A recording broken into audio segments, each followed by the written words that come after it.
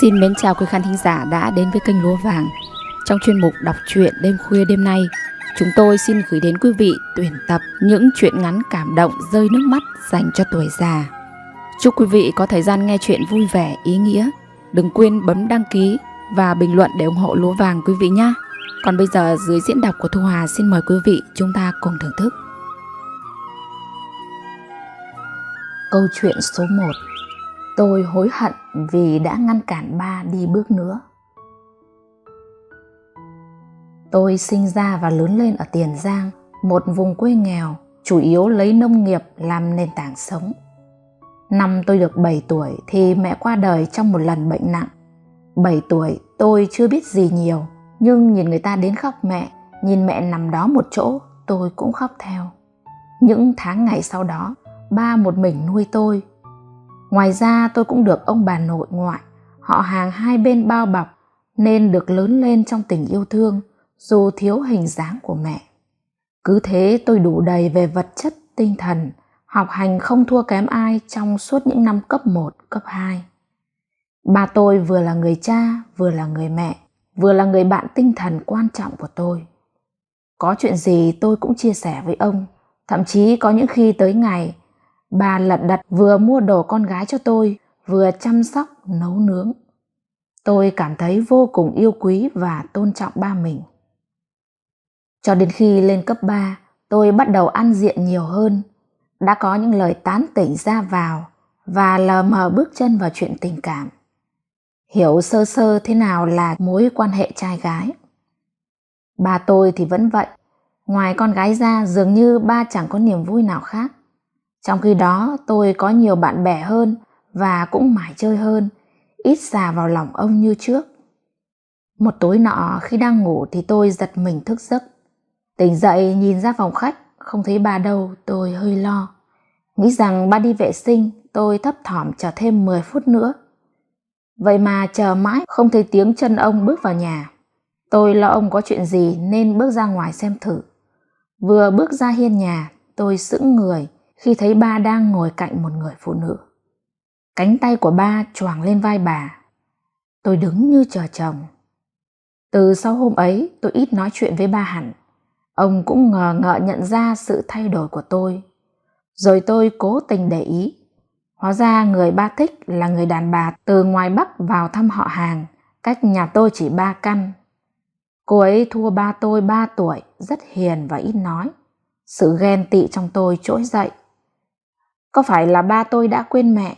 Có phải là ba tôi sẽ sớm cưới vợ mới, rồi tôi sẽ có một dì ghẻ trong nhà? Nghĩ đến đó tôi càng không chấp nhận người phụ nữ lạ. Một đêm nữa tôi lại bắt gặp ba chờ tôi ngủ rồi đi gặp người đàn bà đó. Họ dựa vào nhau tâm sự. Có lẽ sự giấu giếm bao lâu đã làm ba tôi nhớ nhung người phụ nữ ấy. Họ ôm nhau, tôi đứng ngay đó thét lên giận dữ. Ba! Ba tôi giật mình, người đàn bà kia thì bối rối. Tôi chạy về nhà, nằm trong phòng rấm rứt khóc. Mặc dù chẳng nói câu nào với ba, nhưng ông thừa hiểu tôi không chấp nhận mối quan hệ này. Hôm sau tôi chủ động gặp người đàn bà đó, nói rành rọt trước mặt họ hàng của cô ấy. Từ nay cô đừng tìm ba con nữa, con không thích cô. Có lẽ vì câu nói đó của tôi mà người đàn bà đã quay trở ra Bắc chỉ nửa tuần sau đó. Ba tôi buồn rười rượi, ông vẫn thương và chăm lo cho tôi nhưng ít nói hẳn. Rồi tôi lên Sài Gòn học, một thời gian sau tôi kết hôn cùng chồng và sinh sống luôn ở đó. Khoảng vài tháng tôi mới về quê thăm ba. Ông ở một mình, chỉ mong vợ chồng tôi tranh thủ ghé về. Kết hôn rồi tôi mới nhận ra, con người ai ai cũng cần có bầu, có bạn biết bao. Chồng tôi đi công tác chỉ vài ngày, để tôi một mình thôi cũng khiến tôi tủi thân vô cùng. Những lúc ấy tôi mới thấy mình ích kỷ với ba, thấy hối hận vì năm xưa không để ba đi bước nữa. Những lần trở về nhà, tôi thấy ba ngày càng già yếu. Tôi đã có một gia đình nhỏ, lại ở thành phố nên chẳng thể thường xuyên chăm sóc ông. Ra mà năm đó tôi để ba đến với người phụ nữ đó, ra mà tôi hiểu chuyện hơn. Lần gần nhất về quê, tôi thấy ba lủi thủi trong căn nhà gỗ. Ông khoe rằng mới xin một chú mèo nhỏ để bầu bạn. Tôi nghe ba nói mà ứa nước mắt hối hận. Tôi khẽ bảo, hay là ba tìm một người đi bước nữa nghe ba? Ông mỉm cười, chỉ nói một câu lặng lẽ, ba già rồi. Tôi bật khóc. Đến lúc này tôi mới ân hận vô cùng vì hành động nông nổi của mình năm xưa. Người phụ nữ thương ba đã không còn ở đây nữa. Tôi ước gì khi xưa mình cảm thông cho xúc cảm của ông. Tôi thật sự ích kỷ quá mà. Quý vị thân mến, người ta thường nói khi có gia đình mình mới hiểu hết tấm lòng của cha mẹ. Người cha ở vậy nuôi con khôn lớn là đáng quý và trân trọng biết bao. Và ở hầu hết hoàn cảnh đó, những đứa trẻ đều nghĩ và xử sự như vậy.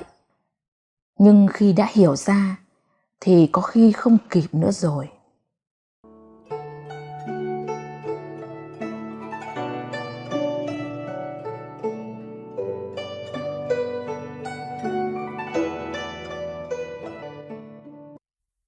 Câu chuyện số 2. Mải miết với suy ngẫm cuộc đời, bà cụ sực tỉnh. Bà chợt nhớ là quên chưa nhắc thằng cháu nội mua một ít vôi ăn trầu. Lúc nhạt miệng, tự dưng lại thèm cái the the ngọt ngọt ấy. Nằm bệnh viện hoài bà thấy bứt rứt, đầu óc cứ gò lại thi nhau cong lên từng trận. Cái khung sườn già nua ọp ẹp khụm lại từng hồi, phát ra tiếng ho khèn khẹt mệt mỏi. Tuổi già cứ lùa bệnh vào mình mà hành hạ, như thể một đời hưởng thụ đã đến lúc phải trả nợ. Ông trời cho đi thì lấy lại mấy hồi. Tự dưng bà thấy sợ cảm giác sắp trở thành người thiên cổ. Trước đây bom đạn tàn sát dữ dội, bà còn lẩn qua được. Nhưng bây giờ thì bom đạn nó lại ở trong chính người mình, tránh trời sao thoát. Mấy ngày nằm chơi trong này bà thấy tủi thân. Bà nhớ ông chồng quá cố đã ngót nghét 30 năm. Bà ngẫm mà nghĩ ông sướng thật. Lúc còn sống thì bươn trải nuôi vợ nuôi con. Chết là tạm dừng trách nhiệm. Chỉ có bà là phải sống để chứng kiến cảnh con cháu báo hiếu. Bà có 11 người con. Nghe thì nhiều đấy. Nhưng thời chiến tranh có sinh ra chừng nào thì sống sót cũng ngang ngang người ta kế hoạch bây giờ. Cái sàn số mệnh đã giữ lại giúp bà 5 đứa. Đứa nào bây giờ tóc cũng phớt xương. Thấy chúng nó chạy đua theo thời gian mà bà thấy buồn. Chúng rồi cũng như bà, sắp trở thành người già, sắp chết. Vậy là hết một đời. Người ta nói nước mắt chảy xuôi không bao giờ chảy ngược. Đúng lắm chứ. Chẳng nhìn đâu xa, cứ nhìn vào mấy đứa con của bà thì thấy. Thằng hai là con cả trong nhà. Vậy mà từ khi làm thông dịch cho giặc tan, nó dẫn vợ con đi luôn vào miền trong mà cư ngụ. Ngày đầu bây giờ làm ăn cũng khó khăn, mồ mà hương đèn chỉ do thằng út trông ngó. Nhưng cái thằng lúc nào cũng vấn vương cảnh hai quê như hắn, thì đôi lúc làm ông bà lạnh lẽo. Hắn mê mệt một con đàn bà bị chồng bỏ, tay mang 2 mụn con. Hắn thấy thương, thấy mình có trách nhiệm với con đàn bà đó. Còn vợ con hắn đói khát nheo nhóc nơi quê nhà thì mặc kệ. Hắn thiết gì cái con vợ hư. Chính tai hắn nghe người ta đồn ầm chuyện vợ hắn dẫn trai về nhà. Thế rồi hắn uất ức, đập phá đánh chửi tơi bời rồi bỏ đi. Với hắn con tình nhân có vẻ chính chuyên hơn. Còn ba ả con gái của hắn thì cũng thảm lắm. Đứa con gái lớn hiếm muộn mà lại còn nghèo. Tội phải mắc vào ông chồng 3 tàu, ngày nào cũng chỉ biết ăn nhậu say xỉn. Lâu lâu nó về thăm, bà thấy xót cho nó nhưng biết làm sao. 2 đứa còn lại thì rủ nhau lên núi mà sinh nhai. Đứa nào có phận đứa nấy. Con Bảy thì làm chủ quán bia ôm, nhờ cái nghề bán thân người khác mà ăn. Kể cũng giàu phất lên nhanh chóng. Cả nê làm gì cái nghề nhơ nhớp, bởi cũng lắm người thích thú cái nhơ nháp đó lắm chứ. Nếu không nó cũng đổ nợ từ lâu, chứ có giàu sụ như bây giờ đâu. Mà người ngoài trông vào nó lại là đứa có hiếu lắm. Tiền bạc, thuốc thang nó đâu tiếc gì với mẹ. Có chăng chỉ vì nó ngại thằng chồng. Con 10 thì ổn hơn, không giàu không nghèo, vừa chừng nuôi con ăn học, nhưng dạo này nhà cửa hục hặc chuyện chồng con, thấy nó gầy gò, bà cũng cay lòng. Thằng út đưa bà qua bệnh viện đã sắp 3 ngày mà chẳng thấy mặt mũi đứa nào, trách sao bà không tủi, không thấy mình thừa thãi. Đương lúc nghĩ thì thằng cháu nội bước vào. Nó cầm trên tay lỉnh kỉnh những đồ cá nhân cho người bệnh. Bà cụ sai nó trở ra mua ít vôi, dù gì bà cũng đang cần. Phần nào nhai trầu cũng giúp bà đuổi tan cái suy nghĩ cứ kéo nhau nhơ nhẩn trong cái đầu óc già nua, muốn được lắng dịu đôi chút. Trong lúc đợi thằng cháu trở lại, bà chập mắt lem nhem đầy dì thiếp đi một lát. Thỉnh thoảng ngoài hành lang vang lên tiếng lê chân, bà lại giật mình nhổm dậy trông ngóng. Cái chờ trực làm bà không nén nổi tức tưởi. Con cái nó ở xa, mình đau chết nó không kịp về nhìn mặt lần cuối ấy chứ. Bà cụ than thở với bà bạn già cạnh giường. Lần này nghe tiếng lẹt đẹt nện vào nền gạch, bà chẳng buồn nhổm dậy. Cha bọn nó, mình đau yếu vậy mà không thấy mặt mũi đứa nào. Đứa con dâu vợ thằng út biết bà đau yếu nằm viện, đến cháo nuốt còn chẳng trôi, vậy mà tới bữa lại mần một cà mên đầy cơm với dưa cải.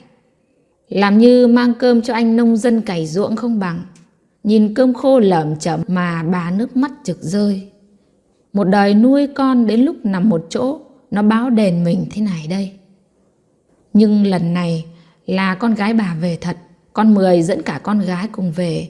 Bà định bụng sẽ giận hay quát mắng, nhưng thấy nó lem nhem bụi đường, đầu tóc sơ xác lại vì gió bụi, mà bà nguội đi cái uất ức. Thấy mẹ gầy dọc, con Mười sốt sắng. Nó sai đứa con gái lấy tô đổ cháo gà nó hầm ở nhà mang đi. Bà cụ khom cong người xuống, yếu ớt húp nhẹ từng miếng cháo ngon lành. Dẫu sao còn đỡ hơn cơm khô với dưa cải. Được một lúc thì vợ chồng con Bảy cũng về. Bà rút khăn trong túi chạm chạm con mắt đang lòe nhòe để nhìn rõ hơn. Bà mừng mừng tủi tủi.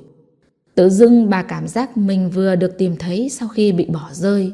Cái vui sướng làm bà quên cơn đau đang gầm ghì bổ những nhát chắc nịch trong người. Lâu lâu đau quá, nó chỉ kịp thốt lên những tiếng kéo khèn khẹt của đàm quyện đặc trong cổ họng. Chợt con Bảy bảo với em nó: Mẹ chưa đi được đâu, yên tâm đi, tao đi coi bói, người ta nói qua hết thôi mà. Nghe con Bảy nói vậy, ai cũng thở phào nhẹ nhõm, như thể chút cái gánh lo ngàn cân. Tội nghiệp, bà cụ cứ thấp thỏm lắng nghe mấy đứa con kháo chuyện, mà rồi cũng chẳng nghe trọn vẹn được cái gì. Tai bà giờ cũng điếc đặc đi, mặc bà cứ cố chăm chú nghe rõ. Lâu lâu mấy đứa lại thay phiên nhau dịch cho bà, cái được, cái mất. Trong bệnh viện mà nói như la làng, người ta lại bảo cho là vô văn hóa. Trời trở chiều, chúng bảo nhau ai sẽ là người ở đây trông mẹ. Không thể để thằng con trai út ở với bà, bất tiện đủ thứ mà bà lại xót cho nó. Con Bảy nhìn xung quanh thằng chồng nó đang thiêu thiêu trên giường bên cái vẻ mặt lạnh lùng.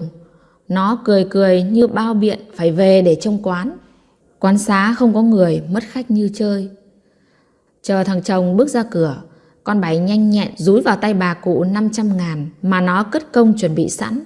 Bà không kịp nghe con nói gì nhưng cũng nhanh nhẹn nắm chặt tờ bạc giấu xuống. Con Bảy thấy vậy cười kha khả như thỏa mãn cái lòng báo hiếu của mình. Đến tối thấy con Mười buồn buồn, bà vặn hỏi thì nó than thở. Ngày mai con gái nó phải chờ vào trường học, vậy mà tiền vẫn chưa xoay được. Thấy nó trằn trọc, chợt bà rút bọc ly lông đã xỉn màu được ghim chặt trong áo. Bà đưa lên mắt săm soi, rút đồng 500.000 chìa ra cho nó. Còn chần chừ chưa muốn cầm thì bà ấn mạnh vào tay nó. Một lát sau bà nằm thiêu thiêu, cái đau đầu như búa bổ nhức không chịu được. Hơi thở khò khè mỗi lúc vọng lên nặng trịch. Sáng hôm sau vợ chồng thằng út qua thăm bà. Thật lòng bà cũng chả thích con dâu này đâu, mà nó cũng có ưa gì bà. Cả năm thằng chồng bỏ đi mất sừ, bà ở nhà chỉ mình nó chăm sóc. Nó than vãn với con Mười, cái giọng đanh lại oán trách. Nó ghét cái không công bằng của bà cụ. Nó ghét cái thị tiền của con Bảy. Đứa không có tiền thì có công, Còn chị ả và anh hai cả năm có thấy mặt vậy mà lúc nào cũng hạnh hoẹ mình nó, bảo sao cho cam. Bà thử lên nhà con Bảy xem, nó chả biện lý do chỗ làm ăn cảnh bã trầu đỏ bẩn khắp người, rồi cái khọm thị tò mò của người già. Lâu lâu nó gửi về ít nước ngọt, ít bánh trái đã quý. Phần người già tính tình cũng nắng mưa, ai cũng nói thương mẹ, nhưng cả năm họa có cái đám giỗ to to thì còn ghé về chút ít. Con dâu của bà nói cũng chẳng sai. Suốt ngày lụi cụi ngoài đồng, một thân một mình, chứ thằng chồng nó bỏ theo gái, cơm nước có kham cũng phải chịu. Nhưng uất quá, bà phải la càn. Mẹ già bệnh tật mà chúng nó cứ bảo thầy nói chưa tới số, dúi mấy trăm ngàn rồi cười xuề xòa lấy hiếu. Anh hai chị ả cũng còn thùng thẳng chưa về kịp. Nghĩ mà bà thấy đau lòng, thấy mệt mỏi như muốn trút đi cái hơi thở còn neo lại yếu ớt. Trời đêm hôm ấy tự dưng chuyển giông, gió lùa qua khuôn gió phòng bệnh lạnh ngắt. Tự dưng bà lại muốn được nhai trầu, dù biết bác sĩ không cho phép, nhưng bà cứ nằng nặc, con Mười cũng đành chiều lòng bà. Khuya bà sốt cao lắm, con Mười đâm hoảng phải gọi bác sĩ. Nằm trên giường bệnh, bà cứ đưa mắt ra cửa chờ đợi. Tự dưng nước mắt cứ úa ra tràn qua khóe nóng hổi. Ngày hôm sau người ta nghe tiếng chiêng trống lạnh người vang lên thê lương. Kẻ khóc lóc, người vật vã như thể chết đi sống lại. Bà cụ đi thật. Bà cũng chẳng nhờ mấy đứa con về gặp mặt lần cuối. Bà rồi cũng nằm sâu dưới 3 tấc đất, nhắm mắt buông tay, mặc kệ lẽ đời như con tạ xoay vần.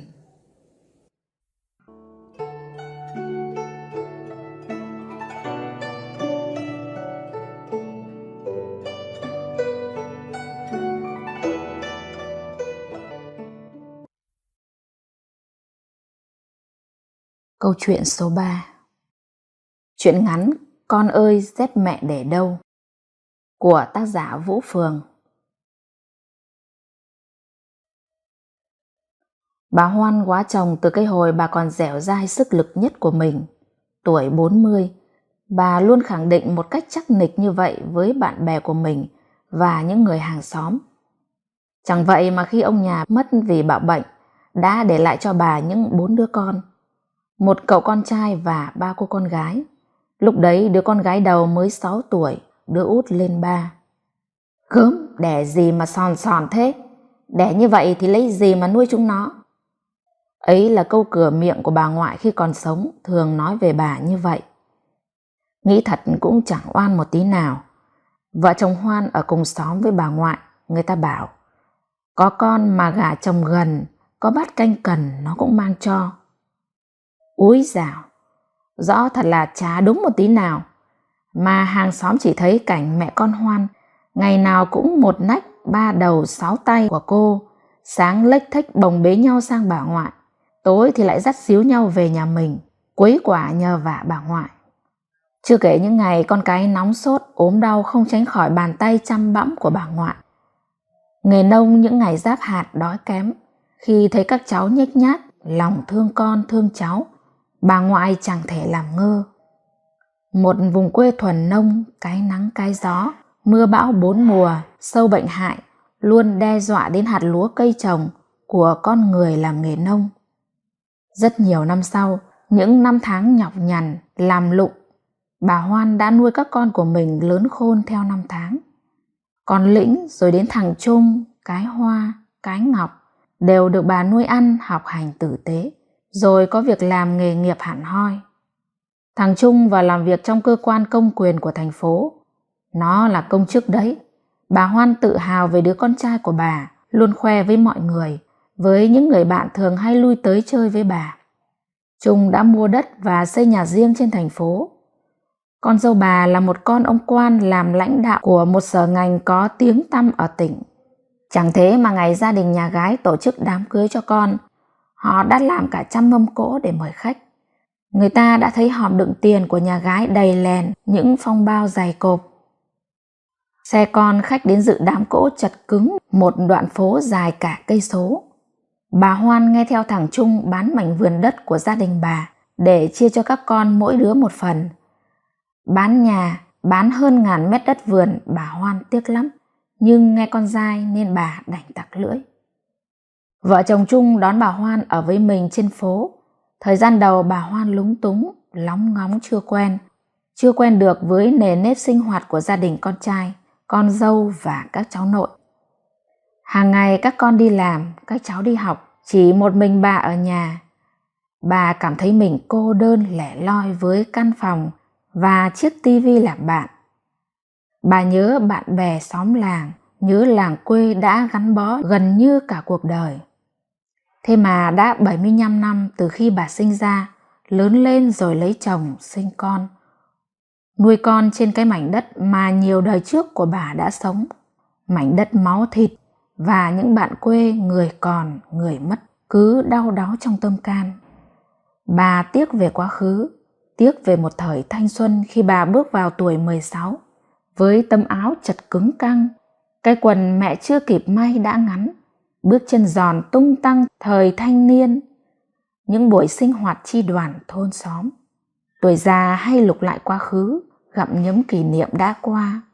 Thế là vẫn nhớ. Nhưng thực sự bà Hoan đã có lúc thấy mình quên. Bà quên hay đi dép từ ngoài đường vào trong nhà. Có lúc bà đi luôn vào phòng ngủ, trong khi sinh hoạt gia đình con cái, dép phải để ở ngoài hiên hè. Mỗi lần thu quần áo, bà thay ra để giặt, con dâu bà lại cằn nhằn: "Quần bà sao khai thế? Bà đi vệ sinh phải chú ý chứ." Thằng Trung thấy vợ nó cằn nhằn lại hùa và mắng bà: "Quần áo bà thay ra phải để riêng một chỗ, đừng bỏ chung vào chậu với con cháu. Đi vệ sinh bà chú ý xả nước nhá. Con thấy các cháu bảo nhiều lần đi vệ sinh bà quên xả nước đấy." "Ừ, phải rồi, mình nhiều lần quên mất đấy." Bà Hoan lẩm bẩm một mình khi nghe con trai bà nói. "Con đã nói bao nhiêu lần với bà rồi cơ mà, dép phải để ở ngoài hè, sao bà lại cứ đi vào trong nhà bao nhiêu lần rồi thế nhỉ?" Không ngày nào cô con dâu không cằn nhằn với bà lão. Nhìn bộ mặt khó chịu của con dâu, bà chỉ thở dài. Mình già thật rồi à? Sao lại cứ nhớ quên thế nhỉ? Bà ngẫm nghĩ trong đầu. Ngày xưa cô Trung của mẹ hay tè ra quần, rồi thậm chí hàng đêm ị ra chiếu, mẹ lăn vào bãi phân của nó trên giường. Mẹ chỉ lặng lẽ dọn cho con. Những ngày nóng tướt mọc răng, lũ con của bà cứ xón ra quần, ngày có khi thay giặt đôi ba lần. Bà vẫn cặm cụi cẩn mẫn. Một việc thầm lặng muôn thuở của một người mẹ. Bà chưa hề kêu ca, mắng chửi các con. Bà Hoan nhẩm tính, từ ngày bà lên thành phố ở với vợ chồng con dai có lẽ đã thấm thoát gần 5 năm rồi thì phải. Ngày mới lên ở với vợ chồng nó, bà thấy mắt mình vẫn còn tinh, đôi chân còn khỏe, đặc biệt là chưa bị cái bệnh lãng trí hay quên. Bà cảm thấy buồn vì sự suy tư của tuổi già.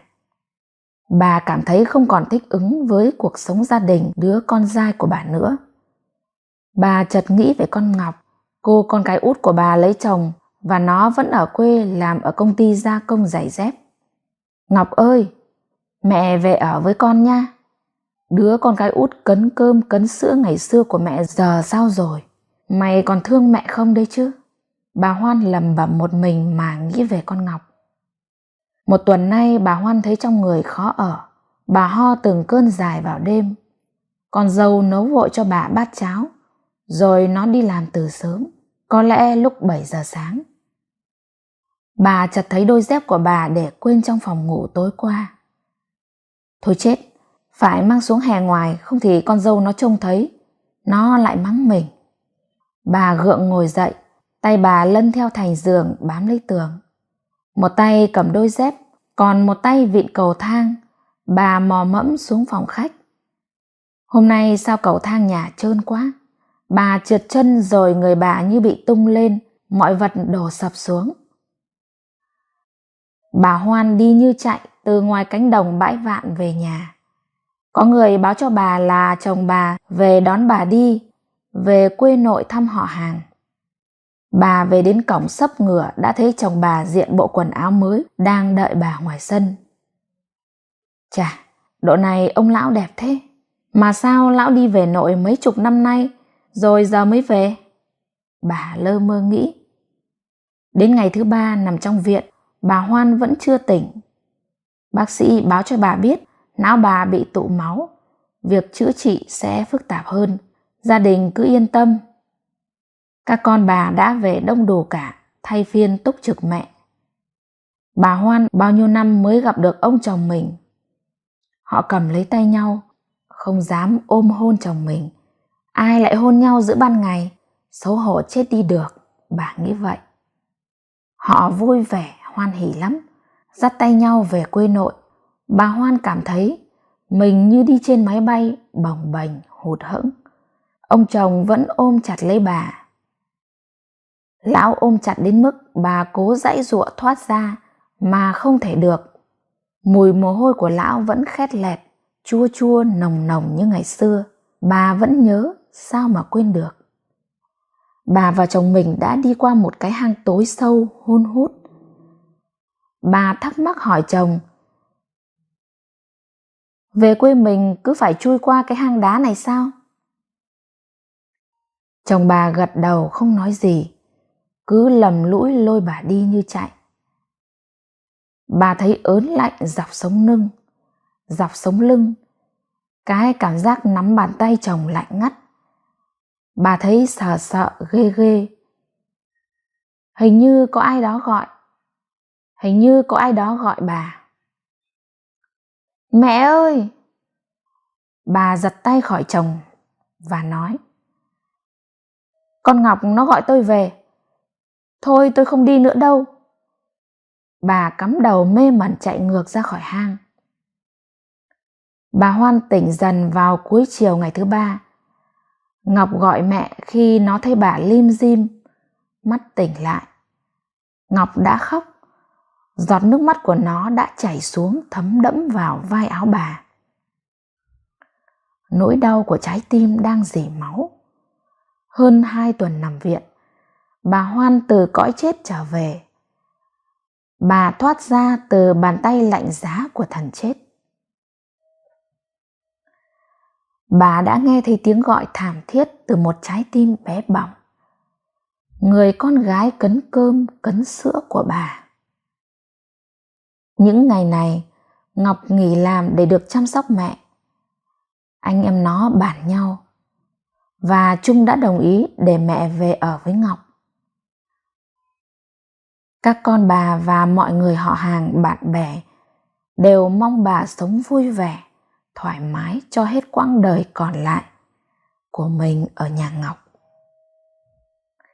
Có lẽ đấy là mái ấm cuối cùng của cuộc đời bà.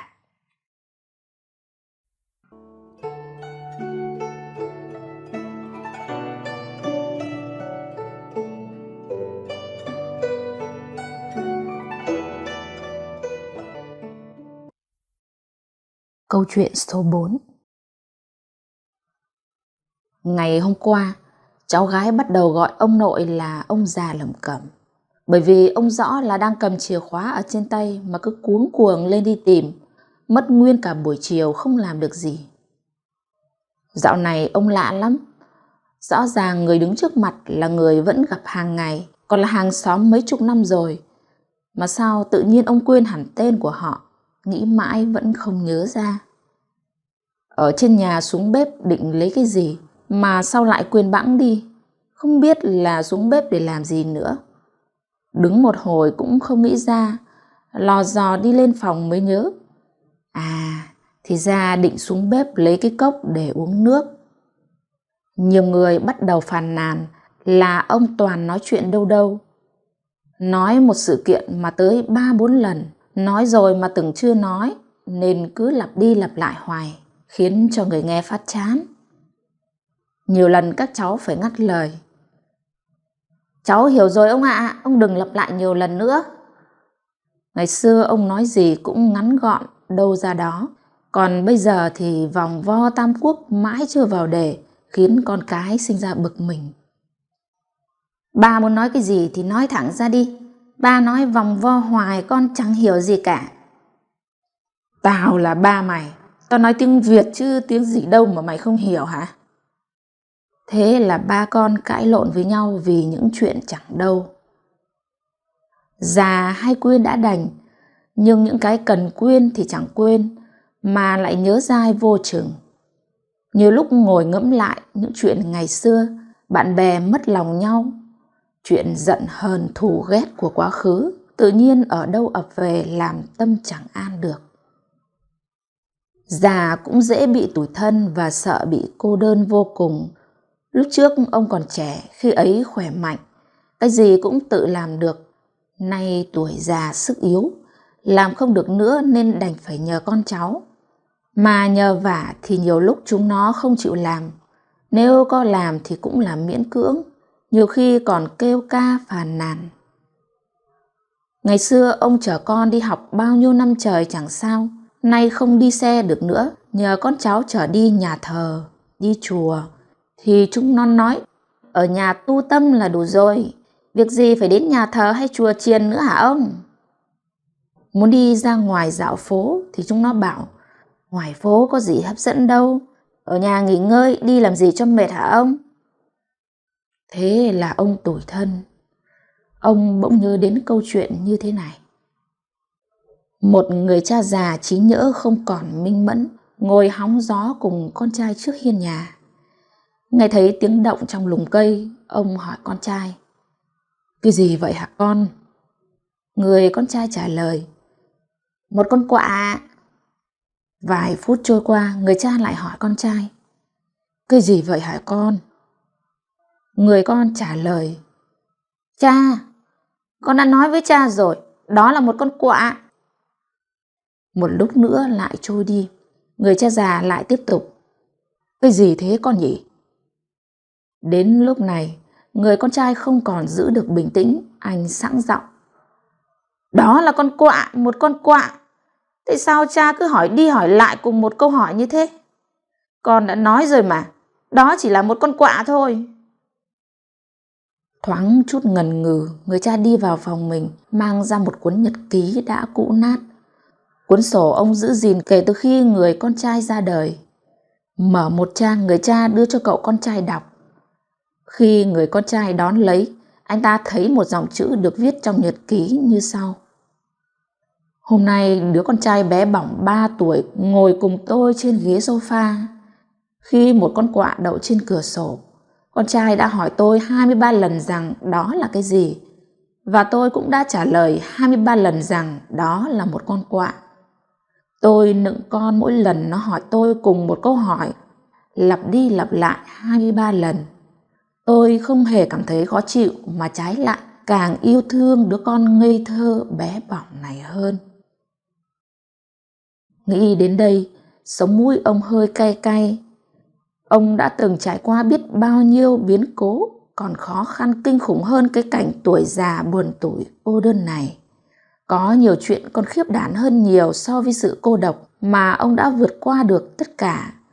Vậy thì chút trở ngại lúc cuối đời này có đáng gì đâu. Ông sẽ yêu thương con cháu nhiều hơn, làm chỗ dựa tinh thần và gắng không làm phiền đến chúng. Chúng cũng có gia đình, cũng đang vật lộn mưu sinh. Ông bỗng nhớ đến một câu cho tuổi già. Hãy để tuổi của bạn ngày một già đi, nhưng đừng để điều đó xảy ra với trái tim của bạn.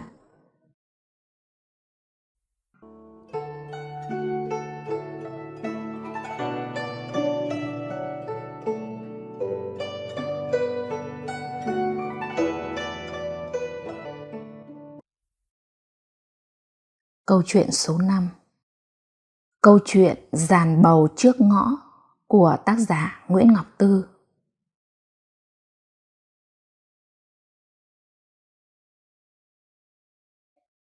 Tôi không thích khi cưỡi xe vào tận thềm nhà, lại phải dạp mình dưới giàn bầu ấy. Chị và mẹ tôi lại ngại tóc rối. Cha tôi khó chịu khi phải dắt quan khách len lỏi bên mấy chai bầu để vào căn nhà sang trọng. Nhưng không ai dám chặt phá giàn bầu, bởi nó là của bà nội tôi. Bà trông nó từ hồi trong quê ra. Thoạt đầu chị em chúng tôi thích lắm, chiều chiều lon ton xách thùng ra tưới nước.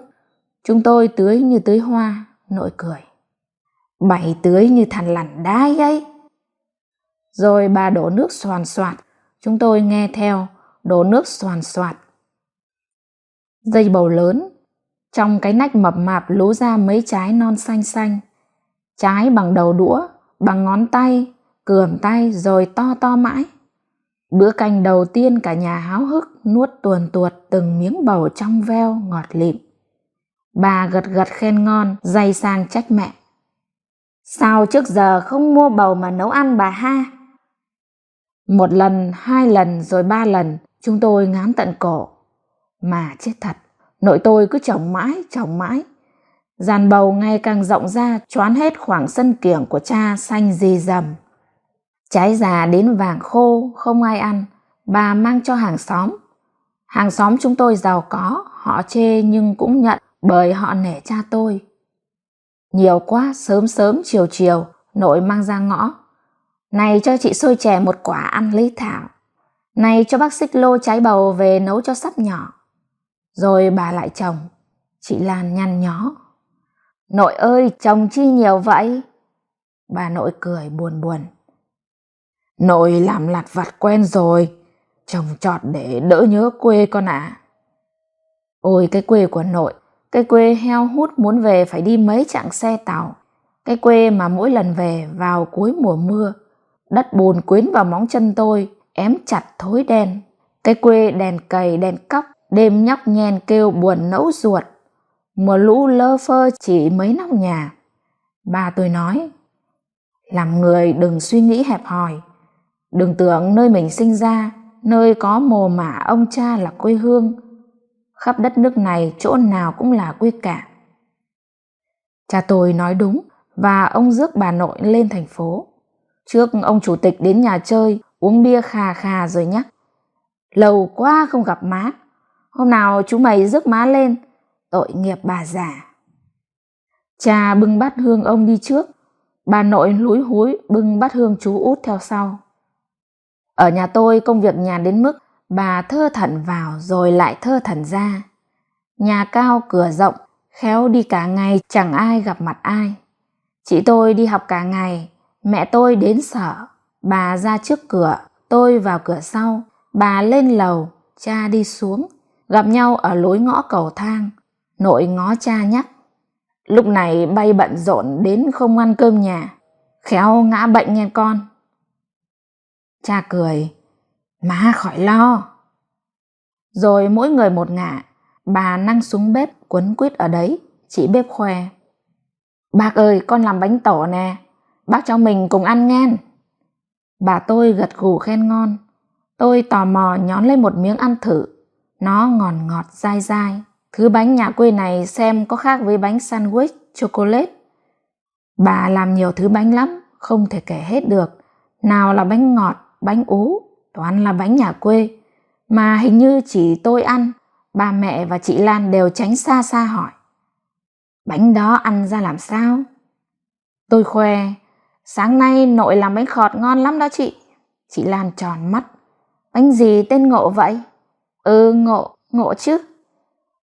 Nội mua về cái lò đất khói tù mù. Cha tôi chê, nội mang ra ngoài hè để đỡ ám khói tường nhà. Bà bảo, làm bánh khọt thì phải đốt bằng lò đất nó mới ngon. Bà đốt lửa, mắt già tèm nhem, nước mắt mùi khói thơm cay nồng. Mùa này nhiều trái bầu khô nội hái vào móc ruột ra, lấy cái vỏ măn mì gọt. Lâu lâu nội đưa lên nhìn, nheo mắt. Tôi hỏi nội gọt gì đó? Nội cười đưa cho tôi mảnh vỏ dày hình trái tim nhỏ xíu. Mặt dây chuyền cho tụi nhỏ đeo. Tôi không nén được xùy một tiếng. Ôi, thời này ai đeo mấy thứ này? Nội làm chi cho mất công? Trong đôi mắt đùng đục của bà tôi thấy có một nỗi buồn sâu kín. Con chị bếp dưới quê lên, bà gói dúi vào tay nó mấy mảnh bầu. Con nhỏ hớn hở, vui thiệt là vui.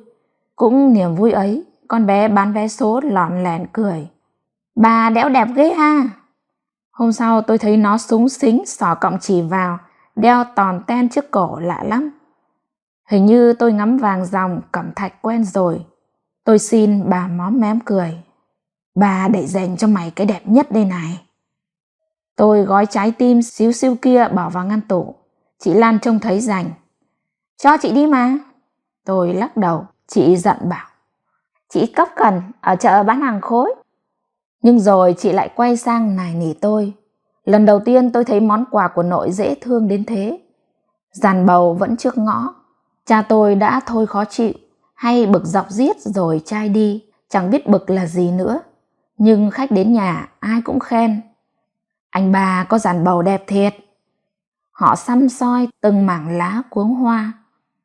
Kề má bên trái bầu xanh lún phún lông tơ mà chụp hình kỷ niệm. Mấy anh chị sinh viên đạp xe ngang qua dừng lại, nhìn đau đáu qua rào rồi kháo nhau. Nhớ nhà quá tụi mày ơi. Chiều chiều tôi ra dàn bầu xanh rượi, mơ màng nghe con ong vỏ vẽ trên từng phiến lá. Chớp mắt nhìn chim sâu lích chích truyền cảnh, chuồn chuồn rồi bướm, rồi hoa thi nhau nở chấp chới. Bà nội tôi yếu hơn trước, mùa mưa bắt đầu lướt xướt đi qua. Ông chủ tịch đến chơi nhà ôm chầm lấy nội. Lúc này má khỏe không? Nội cười xòa mà nghẹn nghẹn. Khỏe, má khỏe. Cha tôi sai chị bếp mang rượu thịt ra, ông chủ tịch khoát tay. Thôi chú bảo chị ấy nấu canh bầu ăn. Cha hẳn mặt. Chị bếp lúi húi gọt bầu, mùi nước canh xông vào mũi thơm lừng. Ông chủ tịch day qua bà nội khoe. Lâu quá không ăn canh bầu rồi má. Nội cười. Má nhớ bà thích nhất là ăn canh bầu nấu tép bạc. Cha tôi dợ mình. Để con đi mua tôm. Ông chủ tịch ấn vai bảo. Thôi chú cứ ngồi xuống, anh thèm lắm rồi, không chờ chú được đâu. Hôm ấy cả nhà tôi lại ăn bát canh ngày xưa, nghe ngọt lìm lịm lưỡi. Chị bếp ngó nội, khoái chí cười đầy hàm ý. Hình như nội tôi vui. Dàn bầu thưa hẳn đi, cây giống lạ thật. Nắng bao lâu vẫn xanh tốt, mới mưa dầm lại héo dây. Tôi đập vỡ trái bầu khô, lấy hạt ra ươm. Mùa mưa dữ dội. Nội tôi bệnh, bà bị chứng tai biến não. Nội lơ ngơ, đã cười đã khóc thì không sao dừng được. Tay run rẩy cầm ca nước, bát cơm cũng khó. Trời đổ mưa sấm giật ầm ầm. Nội thều thào nhắc. Sắp nhỏ đừng hứng nước mưa đầu mùa, hỏng tốt. Chà, mưa vầy ngập đồng rồi, ngâm giống gieo mạ đi thôi. Bà nội lẩn thơ lẩn thẩn rồi, mà hình như bà chỉ nhớ về quá khứ. Nội hay ra ngoài hiên, chăm chăm nhìn dàn bầu đang run rẩy trong gió. Bà ngồi đấy lặng lẽ, thẫn thờ, như chờ một tiếng vạc sành, một tiếng ếch kêu. Tay bà lạnh ngắt, tôi chạy vào phòng lấy lọ dầu thoa. Vẫn thấy mảnh bầu trái tim màu vàng trong ngăn kéo. Cái màu vàng như của dạ, của lúa, như của mái nhà lá nhỏ lơ thơ dưới nắng chiều. Dàn bầu vẫn trước ngõ, có kẻ đi qua kêu lên. Ôi, nhớ nhà quá. Cha tôi bảo có thể bứt người ta ra khỏi quê hương, nhưng không thể tách quê hương ra khỏi trái tim con người. Quê hương mỗi người chỉ một, như là chỉ một mẹ thôi. Quê hương nếu ai không nhớ, sẽ không lớn nổi thành người. Quý vị thân mến, quý vị vừa nghe xong tổng hợp những truyện ngắn cảm động rơi nước mắt dành cho tuổi già. Sau khi nghe xong video ngày hôm nay, quý vị có cảm nhận như thế nào? Hãy để lại bình luận để Lúa Vàng cùng được biết nhé. Còn bây giờ xin chúc quý vị có một giấc ngủ thật ngon. Xin kính chào và hẹn gặp lại.